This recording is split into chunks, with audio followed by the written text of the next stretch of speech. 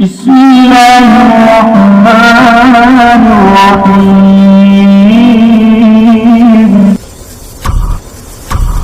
چې کوم کسان مسلمانان دي، نیک عمل دي، نیکوکار دي، هغې دپاره دا فرشتې دعاګانې کوي، د بخښنه ورله غواړي. مطرب ابن شخیر هغه فرمایي چې فرشتې دا درې قسمه دعاګانې، یو خو دا چې کوم دا نیکوکار دي، دې ته د نیک اعمال توفیق، د بدو کارونو نه بچ کړي او د جهنم نه وساتي، د جنت ورته الله توفیق ورکړي. دا ډېره قیمتي دعاګانې دا فرشتې د انسان دپاره کوي. کوم انسان چې نیک عملی خو نیک عمله نه کله کله خطا وشي، نو یاد ساتئ د دغه دپاره فرشتې مقررې دي، هغه ورله د بخښنې سوال کوي چې الله دا خو ډېر نیک عمله دی، کله کله تی خطا وشو، الله تی معاف کړي. نو نن سبا په نیک عمله باندې ګناه هر ځای کې ښکاري، یو وړه ګناه ده، هغه الله هم معاف کوي، فرشتې هم د بخښنې سوال کوي، به خپله هم د الله نه معافي غواړي، خو انسانان یې نه معاف کوي په غلطي، او دا غلطي په مختلفو طریقو سره، ځکه چې څوک هم فرشته نه ده، هغه که هر څوک دی، هغه که عالم دی، که هغه لوی ولی دی، نو هر چا نه چې دی هغه نور نیک دی، تبلیغ کې ګرځي، نور نیکه لار کې هغه ګرځي، نو داسې خطاګانې دا د انسان چې دی په خټه کې ده، د هغه کې دا ماده پرته ده، خو لکه بهترین انسان هغه دی چې هغه د الله سره صلاح وکړي، روغه الله سره کړي، خو زموږ انسانان چې دی هغه نه معاف کوي. دلته وله فرشتې په لکونو کربونو فرشتې د هغه دپاره چې دی دعاګانې کوي چې الله دا کومه خطا چې دنه شوې ده دا ورته معاف کړي، ځکه چې ټول عمر چې دی ستا نیکۍ کړي دي، نو که دا غلطي کوي ته یې ورته معاف کړي. نو چې چا دپاره د الله خصوصي مخلوق فرشتې سوال کوي، بخښنه ورته غواړي، نو الله به هغه نه معاف کوي. خو انسان کې دا کار نشه چې دا معاف کړي، انسان بل انسان نه معاف کوي، خو خپله به سبا په ناقه باندې الله ته وایي چې ما به سو بخي، هسې مې بسو، هسې پیسه مې وبخي، وچ په وچه مې وبخي، خو بل انسان د سره نه بخي. نو لہذا د انسان سره دغه کوه چې سبا ته ځان سره د الله نه څه امید ساتي، دغه په دنیا کې د بل انسان سره هم کوه. سبا چې بالکل وچ په وچه په الله ځان بخي، دغه شان انسان هم وچ په وچه بخه، اگر چې خطای کړې ده خو بس ما معاف. دغه معافي زموږ په کتاب کې نشته دی چې معاف مې. نو فرشتې دا عجیبه خبره مخې ته راغله چې فرشتې دا مؤمن دپاره شرط پکې ایمان دی، ایمان دی، عمل صالح کوي، دا فرشتې به ورته دعا کوي. گویا چې کافر دپاره فرشته دعا نه کوي، نو مؤمنانو دپاره فرشتې مستقل لګیا دي چې دی دعاګانې کوي، د هغې دپاره بخښنه غواړي، د الله نه ولا معافي غواړي، د هغه د ګناهونو معافي غواړي. نو فرمایي دې ځای کې چې ویستغفرون للذین آمنوا، مؤمنانو دپاره دي استغفار کوي، د هغې د بخښنې، د الله نه د هغې د بخښنې سوال کوي چې الله دا کسان وبخي، د ګناهونه معاف کړي، او ربه ستا رحمت او ستا علم هر ځای ته رسېدلی دی. کومو کسانو چې توبه ویسته، ستا په لاره روان شو، تیر شوي ټول ګناهونه یې معاف کړي، ویې بخ. نو د داسې کسانو دپاره فرشتې مستقل لاس په دعا یې الله نه غواړي، او ورته وایي وقهم عذاب الجحیم، او جهنم په طرف یې بونځي، هغه عذاب نه مې الله پاکه دی وساتي. دې دپاره دغه شان چې دی دعاګانې، او صرف دونه نه وایي، او بیا ورته د جنت سوال هم ورله کوي چې الله صرف جهنم نه بچ کول نه دي، بلکې جنت ته داخل کې هغې داسې باغونه تا تیار کړي دي چې هغه به همیشهی د هغه باغونو ختمېدل نشته. ای الله دغه همیش باغونو کې دوی همیشه دپاره ور داخل کړي چې په هغې کې مزې کوي. او یو بله دعا هم کوي، دا عجیبه دعا ده چې الله صرف دا نه، د دې نیک عمله چې کوم نیک عمله مور او پلارو، اولاد یو، که دا سړی دی نو ښځه، او که دا ښځه ده نو خاوند ورله وبخي، د هغوی ګناهونه معاف کړي، هغې سم چې دی د نیکۍ معامله وکړي. نو د یو نیک عمله سړي په وجه باندې فرشتې څه کوي، د هغې ټول خاندان دپاره ګویا کې دعا کوي چې الله د دې نیک عمله سړي سره دې ټول خاندان وبخي. الله په خپله وایي، زه نه وایم، حدیث هم نه، الله په خپله وایي ومن صلح من آبائهم وازواجهم وذریاتهم انک انت العزیز الحکیم. الله د دې پلا مور او پلار نیکه دا ټول پکې راغلل. د دې چې د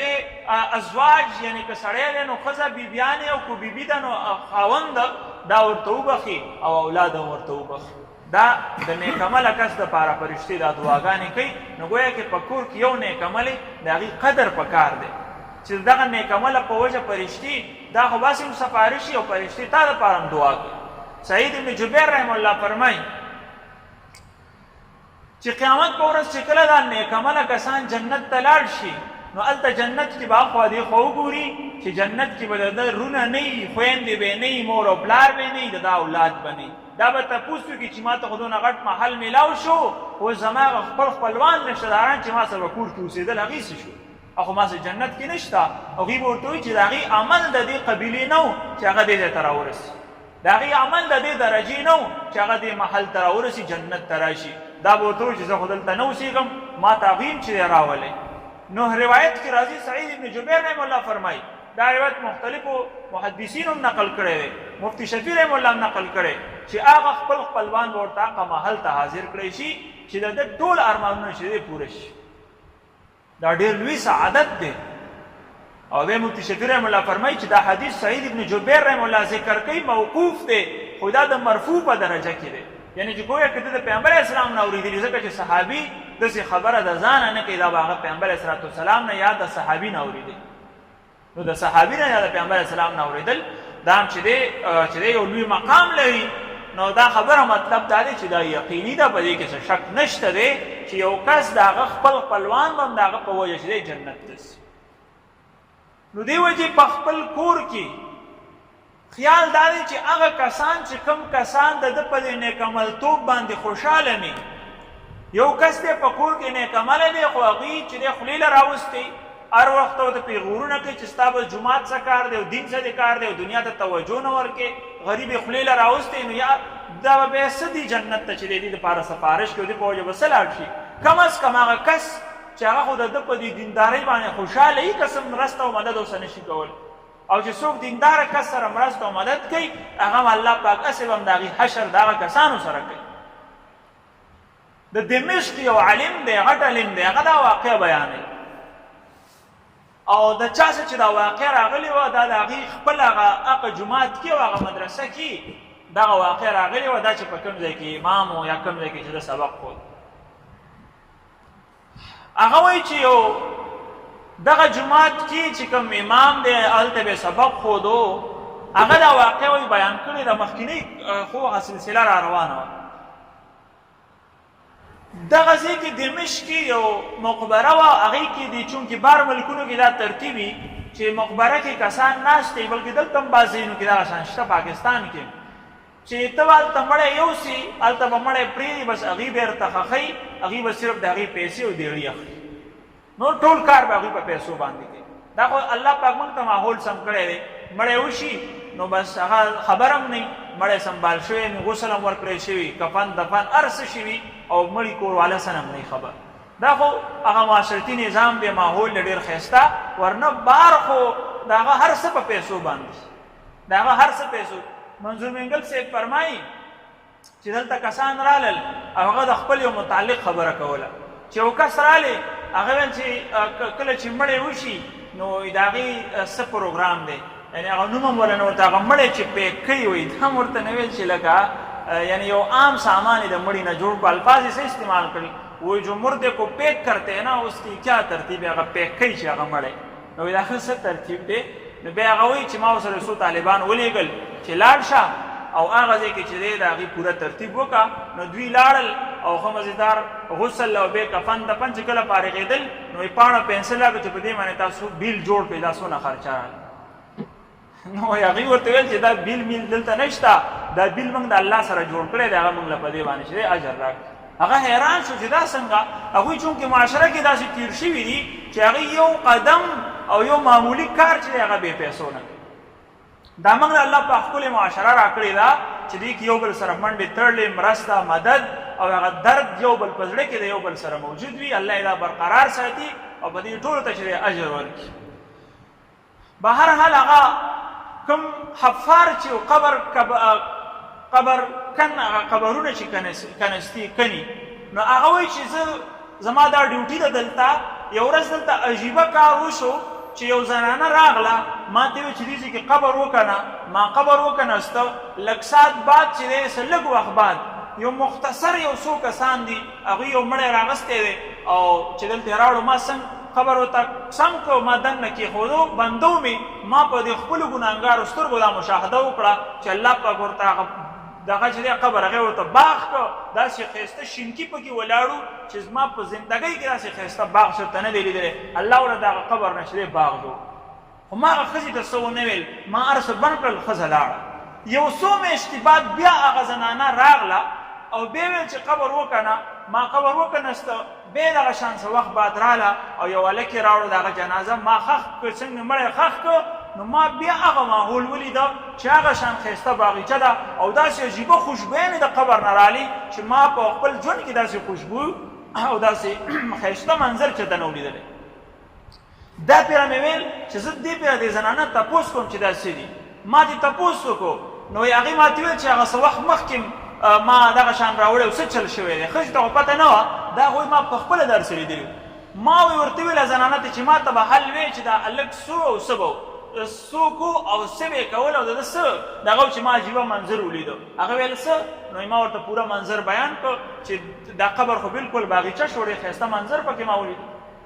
وایي ما ته هغه ویل چې دا زما زوی و یو څو میاشتې مخکې زما زوی مړ شوی هغه هم ما راوړی وایي ما ښځه نه پېژانده برخه کې او ما ته ویل چې هغه ته هغه تا راوړی و هغه مخکې هلک وایي ما ورته قسم وخوړو چې همدغه نظاره هغه مخکیني هلک سره م شوی و ما چې کوم ښخ کړی او ما هغه نظاره ما نن ولیدله ما ته حل ووایه دا څه هغه ویل هغه مخکې کوم کس چې وړ شوی و هغه طالب علم و سبق به وی و د مدرسه کې و هغه وفات شو ما راوړو نو ظاهره خبره ده نیک عمل او دا بل کس چې کوم دی دا ترکاڼي به یې کوله خو چې ده به کومې پیسې وغیره راوړي په دې کې به د طالب علم ورور چې دی څه کوله او د هغه به باقاعده د هغه کتابونه هغه ته څه ضرورت په هغه باندې به یې لګول د نور څه عمل نه خو عام مسلمان نو کېدی شي د هغه طالب علم ورور د مدد او مرستې په وجه الله پاک ده ته هم دا لوړ مقام ورکړی نو هغه حفار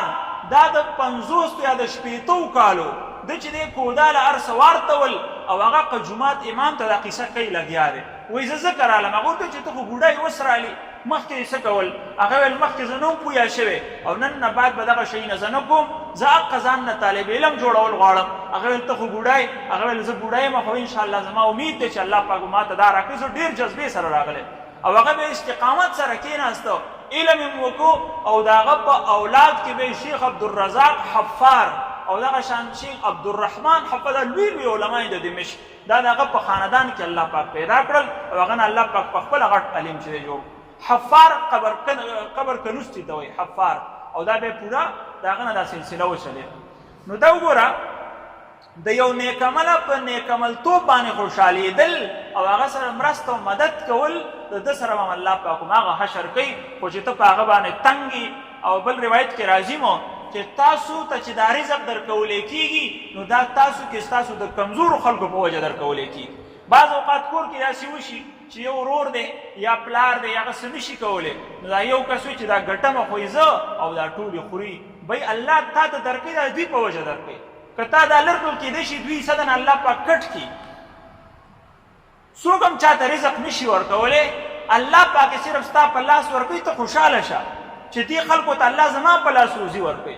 د دې به تا ته اجر میلاویږي ورنه الله پاک خو به هغه ته روزي ورکوي چې د هر طرف وي که تا لر کړه الله به د بل طرفه راولي خو ستا په لاس چې کوم ورته تا ته سعادت میلاوېدو ثواب هغه نه ته محرومه شو لہذا دا غلطه خبره ده چې دا زه به ټولو ته ورکوم ته خو ځان هم نشي مړولی دا الله تا ته هم درکوي نرزقهم وایاکم الله وایي چې موږ هغوی ته ورکوو تا ته هم درکوو خو صرف ستا په ذریعه ده او ته چې دی په خپل هغه ثواب د خپلو لاسو نه ګزارې خوشحاله شه چې زما په لاس باندې دی ټول کور ته خوراک میلاویږي یا دې کمزورو ته میلاویږي نو په دې باندې چې دی دا سعادت دی دې باندې خوشحالېدل پکار دي